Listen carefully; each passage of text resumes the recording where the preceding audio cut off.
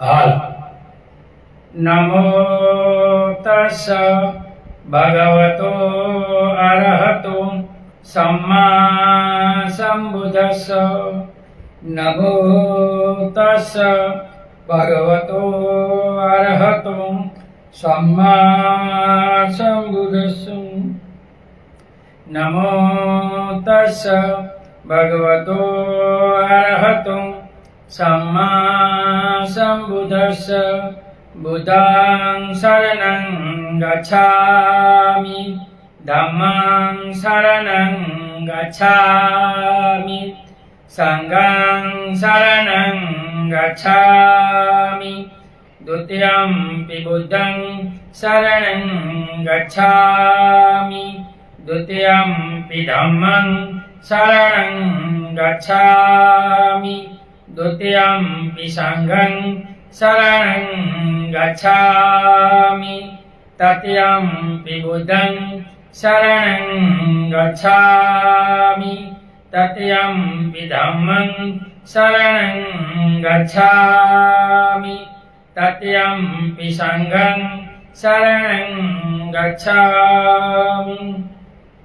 इतिपिसो भगवा अरहं सम्मा सम्बुद्धो विजाचरण संपन्नो सुगतो लोकविदु अनुत्तर पुरुष धम्म सारथि सत्था देवमसानं बुद्धो भगवन् स्वाखातो भगवता धम्मो सन्दिठिको अकालिको एहिपासिको औपनायिको पश्चतं वेदिता भूयुतुम्।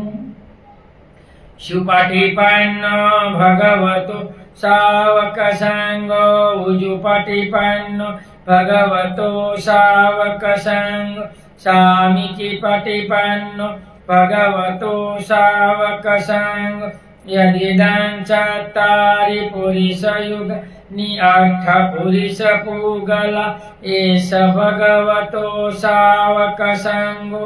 आहुणेयो पाहुणेयो दक्षिणेयो अंजलिकरणेयो अनुत्तरं प्रियन्ते तं लोकसं।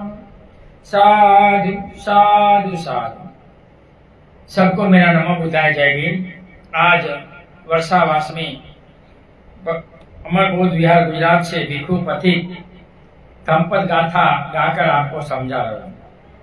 बाल भगवान दिधा जागरो रति दिधं समंस योजनम दिधो बालानं संसारो सदम अविजानति। दिधा जागरो रति दिदं संत संयोजनम दिधो बालान संसारो सदम अविजान।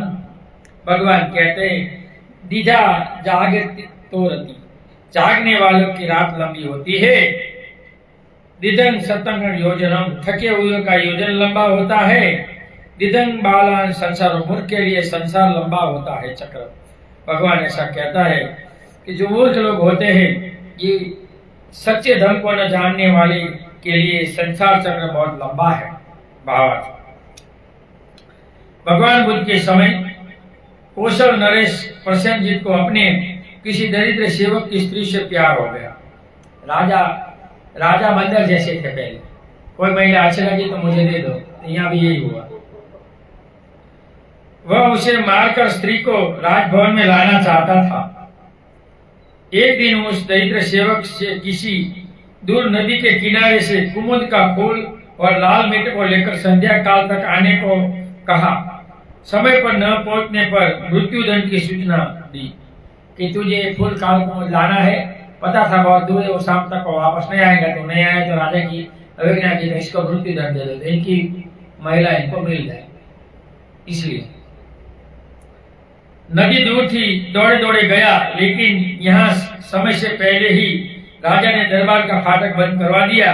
पहुंचने पर इसे देखकर वह चिल्लाता हुआ राजा की करतूत को जानकर जेतवन में भिक्षु संघ के पास गया और भय से त्रस्त हो वहां सो गया।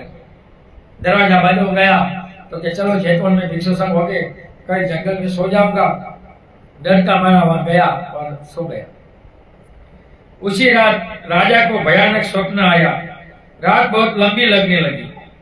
बुरा काम करने वालों को बुरा स्वप्न आता है, अच्छा करने वालों को अच्छा आता है, क्योंकि भगवान ने सूक्त में पहला कहा मनोपुकंबा धम्मा।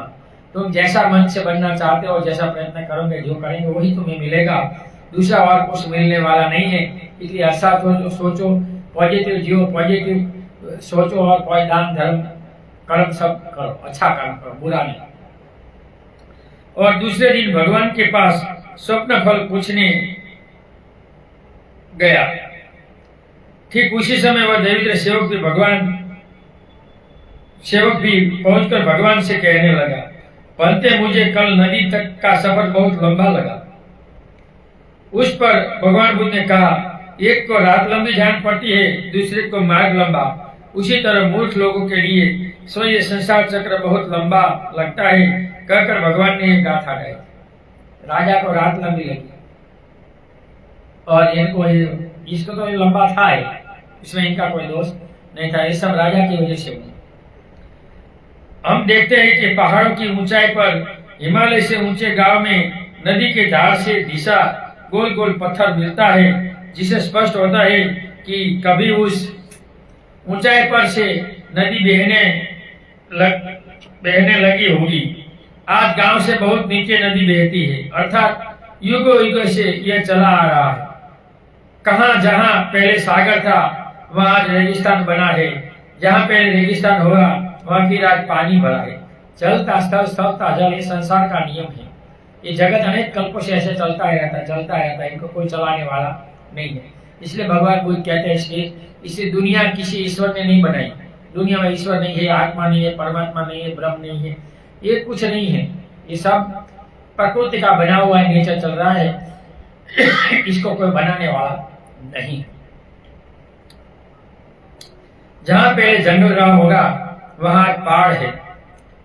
इस तरह अनंत कालों से यह हमारी सृष्टि चल रही है। इससे हम भी विभिन्न योनियों में जन्म लेते हुए चक्कर काट रहे हैं। हम भी 31 श्लोक में जन्म मरण में चक्कर काट रहे हैं, उसी जन्म में चलता ही रहता है 31 श्लोक का चक्कर।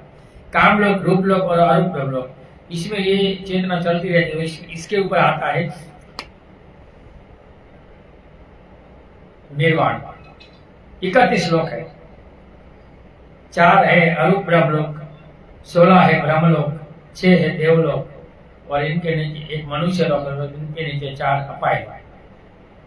31 श्लोक में चलता ही रहता है। जो कर्म करेगा वो लोक में जाएगा। जो कल हमारा था आज दूसरे का हो गया है, जो कल किसी का दूसरे का था आज हमारा हो गया है। यही जीवन चक्र है। जब तक व्यक्ति इस संसार से मुक्त नहीं होता तब तक वह संसार में जन्म लेते हुए दुख को भोगता रहेगा। ये जन्म मरण का चक्कर जो चल रहा है, इनको समझना चाहिए। इसलिए भगवान कहते हैं कि इसको भव चक्र को समझने के लिए वर्षावास में जो अश्लील उपोषण होता है अनागारी 10 किलो का, उसका आचरण करना चाहिए। कोई भी व्यक्ति 5 साल करेगा तो इनका मन खुल जाएगा और कहाँ से है कहाँ जाएगा पता चल जाएगा। लेकिन किए बिना कुछ होने वाला नहीं। आचरण करोगे तो कुछ मिलेगा, वरना कुछ मिलने वाला नहीं। आज तक कितने बुद्ध और बोधिसत्व आ चुके हैं। हम देखते बाबा साहब इस इंडिया में जन्म लिया, ऐसे वैसे को कितना सुख देकर चले गए। बहुत से भौतिक और आध्यात्मिक सुख दिया, लेकिन हमने आध्यात्मिक सुख नहीं लिया, भौतिक सुख लेकर भोग रहे हैं। आज हम कितने बुद्ध और बोधिसत्व आ चुके हैं, लेकिन हमें अपने को नहीं सुधारा। इसलिए हम आज इस संसार चक्र में भ्रमण कर रहे हैं। बाबा साहब बोधिसत्व से 9 भाषा आती थी, 31 डिग्री थी, लेकिन नौकरी नहीं की, संसार के लिए काम किया। ऐसे कम चेतनाएं दुनिया में आती है। तिब्बत में डुंगपा खुन लेंग नाम से बहुत प्रसिद्ध साधक हुए थे। एक बार वे लासा के पोताला में सुप्रसिद्ध जोखड़ मठ में प्रतिष्ठित भगवान बुद्ध की मूर्ति का दर्शन करने गए। वहां वे बुद्ध के सम्मुख खड़े होकर वंदना करते हुए कहते हैं कि प्रारंभ में हम तो तुम एक ही प्रकार के मूल व्यक्ति थे, तुम बोधिचित्तोत्पाद कर कठिन साधना की और बुद्ध हो गए। मैं तब से आज तक आलस्यवश स्वार्थवश कर्म करता रहा और इसलिए मैं तुम्हारे सम्मुख खड़ा होकर नमस्कार कर वंदना करना पड़ रहा है। अगर मैंने इस पर तेरे जैसा कार्य किया होगा तो मैं भी आज बुद्ध होता, ऐसा खड़गपा का कहना है। अतः मेरा सदा सुमन स्वीकार करे, कहते हुए वे साष्टांग दंडवत करते हैं। तो बुद्धिज्म में अभिवादन 3 प्रकार के होते हैं। खड़े खड़े 2 हाथों का वंदना में बनते कहे जाता है, वो अंजलि कर्ण है। पंजाब प्रणाम है, 5 अंगों से ऐसे किया, और साष्टांग प्रणाम जिनको जो ठीक लगे वो कर। कहीं भिक्षु रास्ते में मिलते 2 हाथों का वंदना में बनते कहना चाहिए, घर आए तो पूरे कुटुंब को पंजाब प्रणाम करना चाहिए। हमारी परंपरा है जीवन की। इसी प्रकार यदि हम भी ज्ञान भावना सदम का सेवक नहीं करेंगे तो अनंत काल तक इस संसार में भटकना पड़ेगा। ऐसा करने पर संसार का सफर कभी अंत नहीं होने वाला। इसलिए भगवान को जब बोधि ज्ञान मिला तो उदान में कहते हैं कि अनेक जाति संसारा संधा विषमणि विषम कारण सत्व दुखा जाति पुनम पुनम कारण रिठोसी पुन गे न कासी सब बातें फासुका भगा गए कुटन विसंकटन विसंखारं चित्तं तणा खम जागे। ये जन्म मरण रूपी चक्र में अनंत कल्पों से मैं दौड़ता रहा। आज मैं विमुक्त हूँ, आज मैंने घर बनाने वाला जान लिया है, अभी मेरा जन्म नहीं है। तो भगवान ने जन्म मरण से मुक्ति का मार्ग दिखाया। अगर हम वो मार्ग पर चलेंगे नहीं, जीवन में उतारेंगे नहीं, तब तक कुछ होने वाला नहीं, ये भटकते ही रहेंगे। यहाँ एक गाथा बाल यानी मूर्ख वर्गों की खत्म हुई। आगे दूसरी गाथा 61। चरये जनादि गंछेयं सेय सदी मतनो एकचर्य दलम कैरा नथि बाले सहायता। चरये चे नागति चेय सदी समंतनो एकचर्य दल कैरा नथि बाले सहायता। भगवान कहते हैं यदि यात्रा करते समय अपने को भले आदमी न मिले तो आदमी को दृढ़ता पूर्वक अकेले चलना चाहिए, अकेले रहना चाहिए। मूर्ख व्यक्ति की संगति कभी नहीं करनी चाहिए। मूर्ख व्यक्ति संगति से हम भी दुखी होते। अकेला रहो लेकिन मूर्ख की संगति न करो। बुद्धिमानों की, पंडितों की संगति करो। मूर्ख की संगति करना ठीक नहीं है, अच्छा नहीं है, ऐसा भगवान का कहता है। महाकश्यप स्थगित की राजगृह में विरते समय उनके साथ 2 शिष्य थे। महाकश्यप स्थविर यानी 10 साल का, भिक्षु महास्थविर यानी 20 साल का। एक आज्ञाकारी और सेवा करने वाला था तथा दूसरा आज्ञा न मानने वाला और दूसरे के किए हुए काम को अपना कहने वाला था। वो बकरे और बकरे की कथा कि बकरा दूध पी जाता है और वो दूसरा बकरे के मुंह में लगा देता है बच्चे के, तो वो बकरा मार खाता था। तो ऐसा ही होगा। माँ काश्यप ने उसे वैसा करने से मना किया। वह उनकी बात सुनकर क्रोधित हो एक दिन जब आज्ञाकारी शिष्य के साथ भिक्षाटन करने के लिए गया था, विहार में आग लगाकर भाग गया। कितना मूर्ख है। बार बार ऐसा किया तो यह हुआ। इनको दूसरा और भी कहा जाता है आगत भाई। भिक्षु बनते हैं, गुरु जी सिखाते हैं ऐसे भिक्षाटन वैसे कपड़े में, तो किसी को ठीक नहीं लगता, क्रोध होता है और चीवर छोड़कर भाग जाता है। 4 भाई है चीवर छोड़ने का। एक है आवर यानी लहर, दूसरा है मगर भाई। मगर यानी एक बार खाने में भूखा नहीं रह सकता, ऐसा नहीं होगा, ऐसा भाग जाता है। तीसरा आता है वमल भाई, संसार में घूमता है, सुखी दाम्पत्य देखकर ओहो मैं भी होता तो भोगता, तो भाग जाता है। और लास्ट में कोई दुराचारी महिला मिल जाती है, घर बना लो तो बना लेता है। तो इसे क्या बोलते हैं मत्स्य भाई। कोई मछली मिल जाती है संसार के, अरे इसमें खा पड़ो, मैं अच्छी हूँ, कमा कर दूंगी, रखूंगी, अच्छी तरह आ जाओ, चीवर उतार दो, उतार देता है। ये 4 भाई है चीवर वालों। यह समाचार एक भिक्षु द्वारा सारस्वती के जेठवन विहार में विहरते हुए भगवान बुद्ध को मिला। भगवान ने कपि जारद को कहकर मेरे पुत्र काश्यप को ऐसे मूर्ख के साथ रहने से अकेले ही रहना अच्छा है कहते हुए भगवान ने गाथा गाई कि ऐसे मूर्ख को शिष्य नहीं रखना चाहिए। जो नहीं मानता है तो निकाल देना। तो दंड विधान है 10 पाराजी का श्रावण को ये। कल मुझे भी फोन में एक श्रावण था, वो बोल रहा था, तो मैं क्या कहूँ, उपासक भी मूर्ख था इनके साथ, तो मूर्खों से क्या बोलना, फोन काट दिया। व्यक्ति किसी मित्र मंडली एवं समूह में होता है, व्यक्ति पर वैसा ही संस्कार पड़ता है। इसलिए व्यक्ति को चाहिए कि वह अपना बड़े लोगों के साथ संपर्क रखे, अच्छे लोगों के साथ संपर्क रखे, अच्छे लोगों से मित्रता करे। ऐसा करने पर जैसे फूल के समूह से जुड़ा धागा माला के रूप में महान व्यक्ति के गले तक पहुंचता है, अन्यथा धागे का कौन गले में डालेगा। धागा दूसरे के गले में जाता है किसकी वजह से, फूल की वजह से। अगर फूल नहीं होता तो वो नहीं होता। तो इसलिए भगवान कहते हैं कि अच्छी संगति करो, बुरी संगति मत करो, मूर्खों की संगति न करो, विद्वानों की संगति करो। हम अभी देखते हैं कि भिक्षु को लोग नहीं मान रहे सौराष्ट्र गुजरात में, और आचार्यों वगैरह धर्माचार्यों बोधाचार्य को लेकर घूम रहे हैं।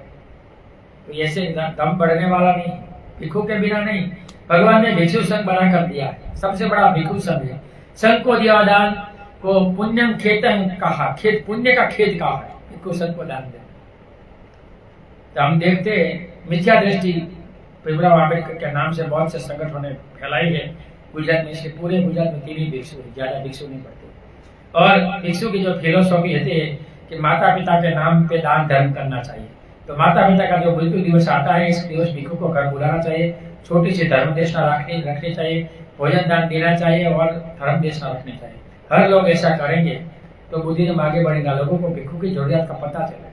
महाराष्ट्र में, यूपी में ऐसा है, बहुत से भिक्षु है। गुजरात में ऐसी किसी को जरूरत नहीं, मिथ्या दृष्टि वाले कि ये पाठ करो और ये सत्य की कथा करो। तो मूर्ख लोगों को क्या करेंगे। मिथ्या दृष्टि वाला कभी धर्म को आगे नहीं बढ़ा सकते, धर्म कभी बढ़ेगा ही नहीं। सत्य का दृष्टि से कुछ होने वाला नहीं, मिथ्या दृष्टि से होने वाला नहीं, कुछ नहीं होने वाला। सम्यक दृष्टि से सब कुछ होने वाला। अगर तुम भिक्षु की बात नहीं मानोगे, धर्म की बात नहीं मानोगे, तो धर्म कैसे आगे बढ़ेगा। चंदन के जंगल में पैदा हुआ अन्य वृक्ष भी चंदन की गंध देने लगता है। यही आप अच्छे व्यक्ति के संबंध में करेंगे तो आप अच्छे होंगे। एक चंदन सुगंध देता है तो दूसरा चंदन भी सुगंध देता है। ऐसे अच्छे लोगों के साथ रहने से हमारे में अच्छे गुण आएंगे, बुरे लोग के रहने से बुरे गुण आएंगे। इसलिए भगवान कहते हैं कि मनुष्य को जीवन बार बार नहीं मिलता, तो मनुष्य को जीवन मिला है तो 3 कर्म करना चाहिए। पहला धर्म का आचरण, अश्लील दस्शील उपसद आचरण करता है। दूसरा सेवा करनी चाहिए और तीसरा दान करना चाहिए। ये 3 कर्म बोधों में होना चाहिए, तो ही बुद्धिज्म आगे बढ़ेगा। जो भी शहर में जो बोध है विहार से जुड़े रहना चाहिए और हर महीने कुछ न कुछ विहार को दान देना चाहिए। और उपासकों को मिलकर एक वहाँ विहार के लिए फल के लिए उपासक रखना चाहिए। कोई भिक्षु आए तो इनको भोजन दान दे, इनको अच्छी तरह रखे, छोड़ने जाए। ये सब करेंगे तो धर्म आगे बढ़ेगा। विद्वान भिक्षुओं को अमास पूनम को बुलाकर कार्यक्रम रखो। ये रेली रेला करने से कुछ, हम अभी गुजरात में निकल पड़े धर्म रेलिया, हर संडे को अमावस्या पूर्णिमा लोग करते रहते हैं। तो इससे धर्म बढ़ने वाला नहीं, धर्म आचरण से बढ़ता है, ऐसे नहीं बढ़ता है। ये तो धर्म को आप अधर्म कर रहे हैं। धर्म से बढ़ता है, अधर्म से नहीं बढ़ता। बुरे से संबंध करेंगे तो बुरा व्यक्ति स्वयं अच्छा या बुरा है इनका मूल्यांकन न स्वयं कर पाता, लेकिन यह तो देख ही सकता है कि उनकी अपनी जो मित्र मंडली है उनका स्वभाव कैसा है, उसके प्रति लोगों का क्या धारणा है। इसलिए अच्छे मित्र बनाइए, सही मित्र बनाइए, गलत मित्र मत बनाइए। अपने मनोरुख थे ऐसे बनाइए। मांगने वाला, लोभी, क्रोधी लेकर वापस न दे, ऐसा मित्र नहीं करना चाहिए। वही अपना भी स्वभाव होगा और वही लोगों की भी अपनी प्रति धारणा होगी, ऐसा जानना चाहिए। अतः अच्छा है कि भले मानस के साथ मित्रता करे, अन्यथा अकेला रहना सीखे। भला अच्छा सीखने वाला, हमारे पीछे पैसा का उपयोग करने वाला, ऐसा व्यक्ति खोजना चाहिए, बुरा नहीं खोजना चाहिए। हमें अच्छी शिक्षा ले। हर उपासक को 4 शिक्षा जीवन में होनी चाहिए। सामाजिक शिक्षा, धार्मिक शिक्षा, राजकीय शिक्षा और आर्थिक शिक्षा। वो सही बोध है। बोध बोलता है लेकिन धार्मिक राजकीयता पता ही नहीं। अभी हम देखते हैं गुजरात में आम्बेडकर विचारधारा के नाम पर आडम्बर चल रहा है। अकेले आए हैं और अकेला जाना है, खाली हाथ आए खाली हाथ जाना है, तो इसमें क्या किसी की जरूरत नहीं। इसलिए अकेला रहना भी सीखे, अपना काम स्वयं करना सीखे, अन्य किसी के द्वारा नहीं। आत्मनिर्भर सबसे बड़ा सुख है और पराश्रिष्टा सबसे बड़ा दुख है। किसके पर? दूसरे पर नभना दुख है, स्वयं पर नभना कोई दुख नहीं। जो काम करना है अपने साथ करो, किसी से मत दो। स्वतंत्र रहना सीखना चाहिए, नेक होना सीखना चाहिए, सदाचारी होना सीखना चाहिए, जिससे जीवन में हमें कभी भी शर्मिंदा न होना पड़े। ऐसा करने से हमें मृत्यु के समय में भी शांति से शरीर को त्याग में कोई परेशानी नहीं होगी। राग देश मोह से लगे हो गए, गलत मित्र हो गए तो हमें अच्छी तरह मरने भी नहीं देते। अच्छी तरह मरना जीना है तो अच्छी तरह पॉजिटिव मित्र बनाना सीखना चाहिए और उनके पश्चात हमारा भविष्य जन्म भी निश्चित अच्छा भी होगा। जो अच्छे मित्र होंगे तो अच्छा होगा, बुरे मित्र होंगे तो बुरा होगा। इसलिए अकेला रहो पर मूर्ख के साथ मत रहो, ऐसा भगवान बुद्ध का कहना है। मूर्ख की संगति मत करो, बाल यानी मूर्ख, विद्वानों की संगति करो। यहाँ एक गाथा खत्म हुई, आगे दूसरी गाथा 62।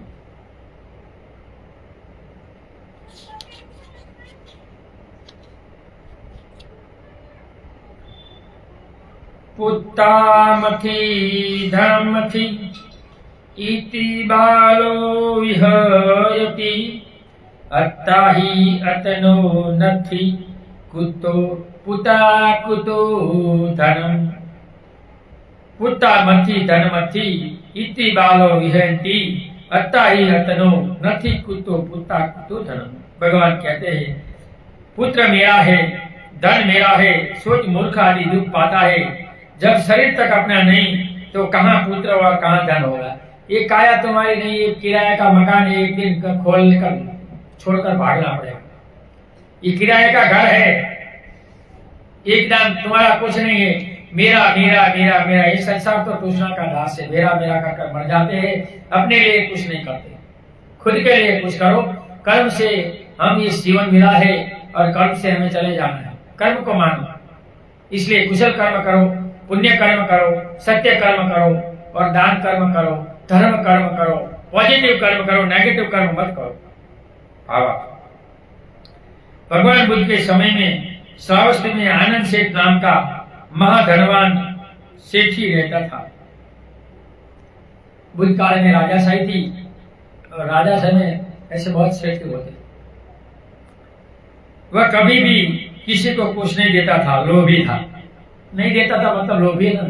अभी भी हमारे यहाँ एक बहुत से पैसे शादी में खर्चे, लेकिन दान धर्म नहीं किया। लोभी लोग ऐसे है।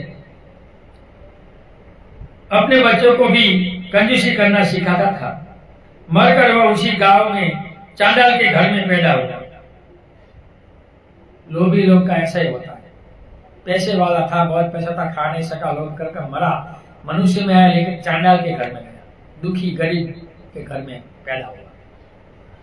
काफी समय होने पर धर्म में प्रवेश कर जाति स्मर अर्थात अपने पूर्व जन्म को जानने वाला हो गया। बुद्धिज्म में आया, ध्यान साधना की तो इनको अपना पूर्वाश्रम याद आया। अभी इसको पता चला पहले मैं सेठ था और अभी यहाँ दरिद्र। तब वह एक दिन भीख मांगते समय पूर्व जन्म के घर पहुंचा तो बेहिचक मकान में घुस गए। भीख मांगते, गरीब था, चांडाल था, भीख मांगकर खाता था।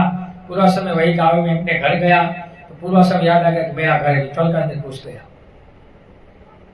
इस पर उनके पूर्व जन्म के लड़के ने पिटवा कर मकान के बाहर निकाल दिया। इनका लड़का जब पूर्व जन्म का बेटा बेटा वो थोड़ा बेटा कह रहा है, भिखारी निकाल, बहुत पीटा। यह बात भगवान बुद्ध तक पहुंची तो भगवान बुद्ध ने उक्त गाथा को गाया। देखो, मरने के बाद यहाँ आया तो धर्म का काम स्मृति आया तो पुत्र मेरा, धन मेरा, मेरा मेरा मेरा करके मर गया। और दूसरी बात भी ये पुराना में घुसा और मार खाई। तो मेरा मेरा दुनिया में कुछ नहीं है, ये सब छोड़कर जाना है। खाली आता है, खाली हाथ जाना ही। मरते वक्त भी कपड़े भी निकाल लेते हैं, जलाते हैं तो रखते हैं। बाकी मर गया, निकालो निकालो निकालो निकालो।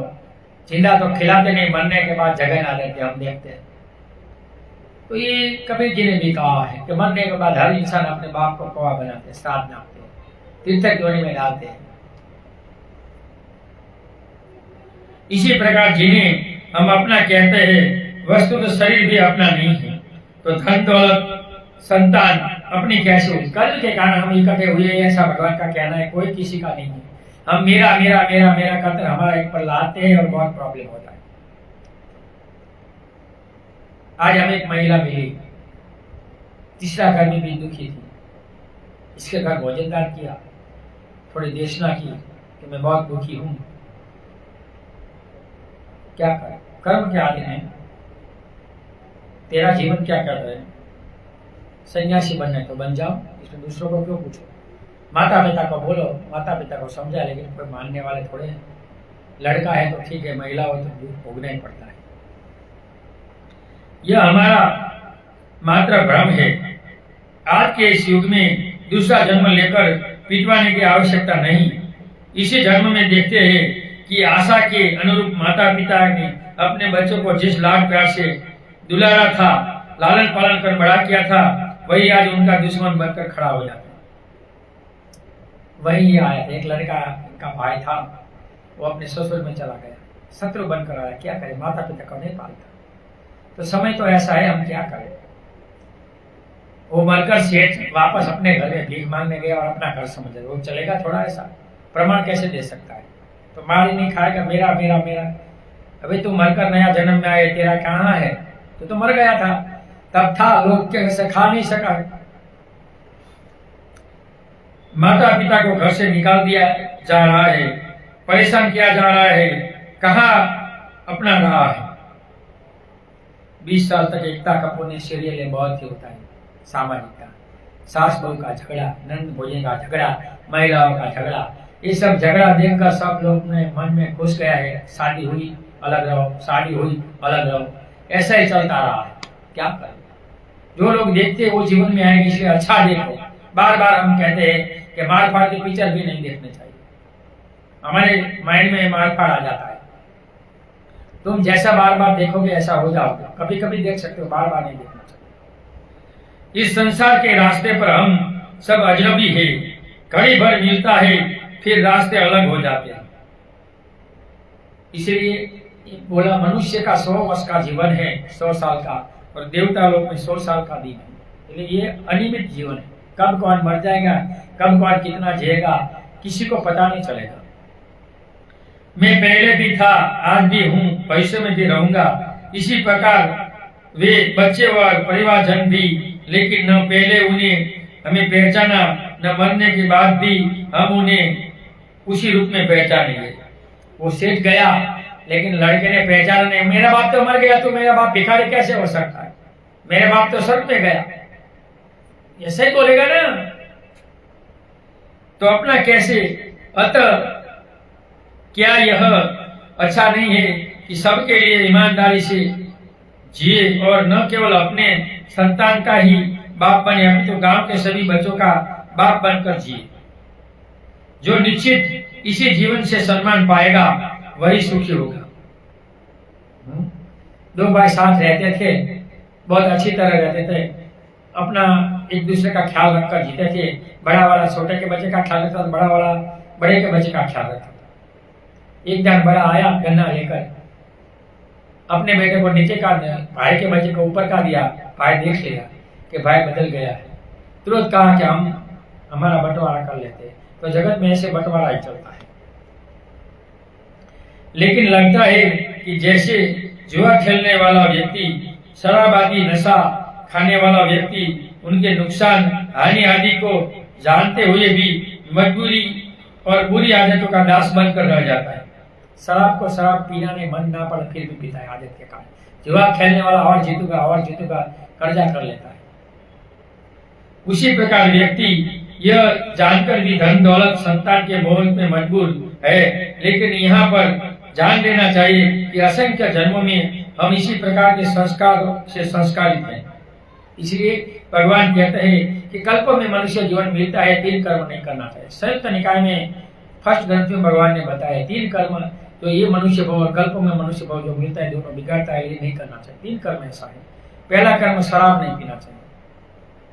शराब पी के धनानी आलू कीमत है कि कल्प में वो मनुष्य में आएगा तो पागल इंसान जन्मेगा। व्यभिचार करेगा तो कल्प यहाँ एक चीज जैसे रोग धनानी आलू कल्प में मनुष्य में आएगा तो किलर होगा। इनको कोई दान नहीं देते, मानते नहीं। और जुआ नहीं खेलना चाहिए। मानसिक बीमारी, रोग, अनुभव आबरू चली जाती है, कल्प में वो मनुष्य में होता है तो लेकर किसी को देता नहीं है, कहीं इसके हाथ से उल्टा काम होता है। इसलिए भगवान कहते हैं ये 3 कर्म नहीं करना चाहिए, बौद्ध और आंबेडकरवादी खास, दूसरों को जो करना है वो करें। अतः तुरंत ही विमुक्ति नहीं हो सकती, लेकिन प्रयास कर इसे छुटकारा पाया जा सकता है। बुद्धिज्म में व्यसन छोड़ने के लिए उपोषण होता है, इसके दिन आप छोड़ दो, एक पूर्णिमा का उपोषण करो, एक दिन व्यसन मत करो। चैलेंज है, मेरी 12 पूर्णिमा होगी, तुम्हारा कोई भी व्यसन चले। मेरे पास इतने बहुत से लोग हैं जिसको शराब, जुआ, गांजा, चरस छूट गया है उपोषण रहकर, लेकिन करेंगे तो होगा, ऐसे कोई नहीं होगा। प्रयत्न कर कर आप मार्ग पर चलोगे तो कुछ मिलने वाला है, वरना कुछ मिलने वाला नहीं है। बिना इसके संसार में मुक्त भी नहीं हुआ जा सकता है। जैसे दीर्घ काल से कैंसर का बीमार एक व्यक्ति सोचे कि एक इंजेक्शन या एक टैबलेट खाकर ठीक हो जाऊंगा, यह संभव नहीं है। कैंसर को निकाल देगा तो सही रहेगा, दवाई से तो अभी तक मिटा नहीं है। देखते हैं नई सिस्टम है, कीमोथेरेपी में मरता है। निरंतर दवाई लेना होगा, तभी जाकर कुछ स्वस्थ होने की संभावना रहेगी। उपचार के बिना तो मृत्यु के अतिरिक्त कुछ नहीं मिलेगा, इससे जानना होगा। ऐसे ही अनासक्त होकर ध्यान भावना किए बिना निर्वाण संभव नहीं है। निर्वाण चाहिए तो अनासक्त भाव से साथ ध्यान करने का प्रयत्न करना चाहिए। जो ध्यान भावना सीखेगा, इनका ये मृत्यु सही होगा, कोई ब्रह्मलोक या देवता लोक में जाएगा और वहां से भी मुक्त हो सकेगा। लेकिन अनासक्त भाव से निर्वाण के लिए ध्यान साधना या भावना ध्यान करने से तुम्हारा कल्याण होने वाला है, वरना कोई कल्याण वाला नहीं है। इस संसार में मेरा मेरा छोड़ दो, ऐसा बुद्ध का कहना है। तुम्हारा कुछ नहीं, कर्म के आधीन तुम आए हैं और कर्म के आधीन जाना है। मेरा मेरा कुछ नहीं। काशी नगरी में कुटुंब था, बाप बेटे गया खेती करने, बेटा मर गया। रिश्तेदार वटे मार्गो को बोला कि घर एक ही, मेरी बीवी को बोला एक ही का भोजन लेकर आए। बीवी समझ गई बेटा मर गया, भोजन किया, लकड़ी करो जलाओ, जलाया। दूसरा वटे मार्गो आया, कौन मर गया? मेरा पुत्र, प्यारा नहीं है, बहुत है, रोते क्यों है? रोने से क्या होगा? कर्म के कारण है, कर्म कर गई। माँ को पूछा तो वो भी ऐसा कहा, बीवी ने भी ऐसा कहा, बहन ने भी ऐसा कहा। तो इस संसार कर्म के कारण अनासक्त रहना चाहिए। अनासक्त से कुछ होना, रोने धोने से कुछ होने वाला नहीं। बहुत बार हम मृत्यु के बाद जाते तो महिला रोने लगती है। एक जगह एक महिला आई, अरे भंते जी आप बोल रहे हैं रो मत, तो मैं रोऊंगी नहीं तो लोग मुझे कहेंगे नहीं कि तुम क्यों नहीं रोई, तो दूसरों को दिखाने के लिए रोते हैं। ये अनासक्त है, ऐसे आसक्त। यहाँ एक गाथा खत्म हुई, मेरा मेरा मेरा छोड़ दो। सबका अपना अपना कर्म होता है। बेटों को, बच्चियों को पूछना चाहिए, पढ़ाने में खर्चा करना चाहिए, शादी में खर्चा नहीं करना चाहिए। लेकिन इंडिया में गलत है, शादी में खर्चा करता है, पढ़ाने में खर्चा नहीं करता। बच्चों को पढ़ाने में खर्चा करना चाहिए, अच्छी शिक्षा लेनी चाहिए, सिलवान बनना चाहिए, उपोषण करना चाहिए। 9 साल के ऊपर का उम्र होती है, 7 साल तो उपोषण सिखाओ बेटों को, तो वो सिलवान बनेगा, अक्षर पालेगा, तो कभी दुखी नहीं होगी, आप भी नहीं होंगे और आपका जीवन भी नहीं होगा। 7 साल तक आप अच्छे संस्कार दे सकते हैं, जो संस्कार मिलेगा वहीं से वो तो आपको देगा। आप संस्कार नहीं देंगे तो आपको वो कुछ देने वाले नहीं। इसलिए बच्चों को ऐसा संस्कार देना चाहिए, वही धर्म है। यहाँ एक गाथा खत्म होती, अगली गाथा है। यो बालो मयति बालम पंडितो वापी तेन सो बालो च पंडितमानि सवे बालोति उच्यति। यो बालो मचति बालम पंडितो पापी तेन सो बालो च पंडितमानि सवे बालोति उच्यति। भगवान कहते यदि मूर्ख व्यक्ति अपने को मूर्ख समझे तो इसे अंश तक वह बुद्धिमान है। असली मूर्ख तो वह है जो अपने को मूर्ख होते हुए भी विद्वान और बुद्धिमान समझता है। मेरे जैसा कोई नहीं दुनिया में, मैं ही ठीक हूँ, मैं ही अच्छा बेच हूँ, बाकी कोई नकली है। मुझे पहले भाई सामने ने कहा था सब नकली है, तू तेरा ठिकाना नहीं है और तू दूसरों को असली नकली कहने निकल पड़ा है। बाबा साहब ने प्राचीन भारत में क्रांति और प्रतिक्रांति के 300 नंबर में पेज में कहा है, धर्म में जिस समय जो सिस्टम है इसको एक्सेप्ट करनी चाहिए, अभी जो है इसको स्वीकारना चाहिए, क्योंकि वही समय की मांग है। बहुत बोलते गाया भिक्षु ठीक नहीं तो तू बन जा। मैं नहीं होता तो किसी को क्यों बोलता है? तुझे करना नहीं हो करने नहीं देना, ये तो गलत है। परसों रात को मुझे फोन आया था भूटान से कि अब भिक्षु उपासकों को समझा दे रही कौन हमारा मानने वाला है, तो निकाल दो, कोई नहीं मानते है। बोले बोलो मानने में और ये जीवन में क्या फर्क है? तो ऐसे भी है मूर्ख लोग, क्या करें।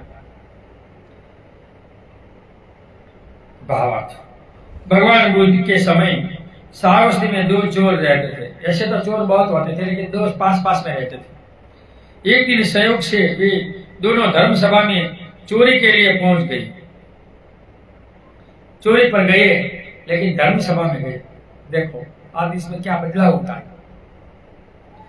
एक चोर को भगवान बुद्ध के वचनों को सुनते सुनते अनित्यता, अनात्मता और दुख आदि का बोध हो गया।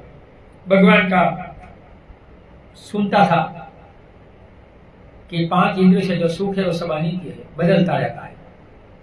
आंख से रूप देखो बदलता है, सूंघना बदलता है, चबाना सब जगत अनित्य। हम छोटे थे बड़े हो गए मर जाएंगे, अनित्यता का बोध हुआ, मरने का बोध हुआ।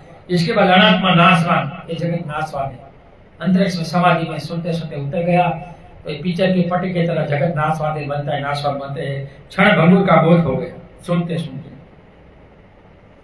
अब चोरी का विचार कहां से और कैसे? आध्यात्मिकता धम में आ गया, भूल गया कि मैं चोर हूं, मैं चोरी करने नहीं आया। संभव ही नहीं था। दूसरा अपनी चोरी में मशगूल था। दूसरा था तो चोरी करने में किसी का ध्यान करता हुआ क्या करता आगे देखते हैं। 5 रुपये चुरा पाया, इसके घर भोजन पका लेकिन अन्य चोर के वहां भोजन नहीं पका। एक तो 5 रुपया चुराया, दोनों घर गए, इनके घर भोजन पका। दूसरे चोर तो धर्म सुना, चोरी तो की नहीं, तो इनके घर भोजन नहीं पका। दूसरे चोर अपने मित्र को भगवान बुद्ध के धर्म श्रवण से चित्त बदल गया था, उससे व्यंग करते हुए कहने लगा। दूसरा चोर कहने लगा, आज ने मूर्ख ने धर्म सुना है इसलिए चोरी नहीं की। वह बैठा था कि तुम अपने पांडित्य ज्ञान से भी भोजन का प्रबंधन नहीं कर सके। व्यंग कहा तो धर्म सुना तो तेरा धर्म ने पांडित्य बन गया तो इसने भोजन नहीं दिया। धर्म सुनने से कुछ होने वाला नहीं, काम करो, पहले चोरी क्या करो। ये चोर ऐसा कहता है। बहुत से लोग ऐसे विचार दृष्टि वाले। मेरे पास भी आया था, दीक्षा लेनी है, मिथ्या दृष्टि वाला था। मैंने कहा दीक्षा मतलब रिक्शा लो, बिजनेस होगा, घूम रहा है, खड़ रहा है। इस पर वह ज्ञानी चोर भगवान बुद्ध के पास जाकर उसके मित्र द्वारा कही गई व्यंग वाणी को उनसे कहा। उस पर भगवान बुद्ध ने उस गाथा को गाया था। मैंने भगवान को कहा कि मेरे चोर मित्र ने मुझे ऐसे कहा। तब भगवान ने ये गाथा गाई थी कि यदि मूर्ख व्यक्ति अपने मूर्ख से ठीक है, लेकिन जब मूर्ख अपने को बुद्धिमान समझे तो ये गलत है। ये चोर अपने को ऐसा समझता था, तभी भगवान ने गाथा गाई। आज हमारे समाज में भी कितने ही लोग हैं जो सरकार को, धन संपत्ति को खाते हुए अपने को बड़ा दिखाते हैं।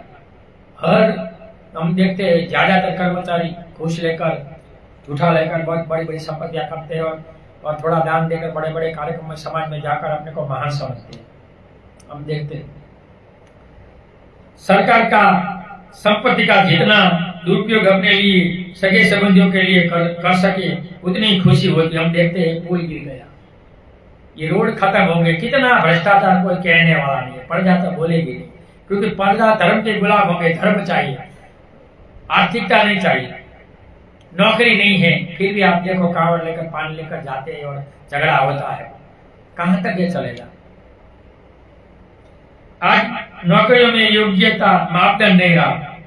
राजा अपने हिसाब से कर्मचारी भर रहा है, तो ये कैसे चलेगा? बिना पैसे देश कैसे चलेगा?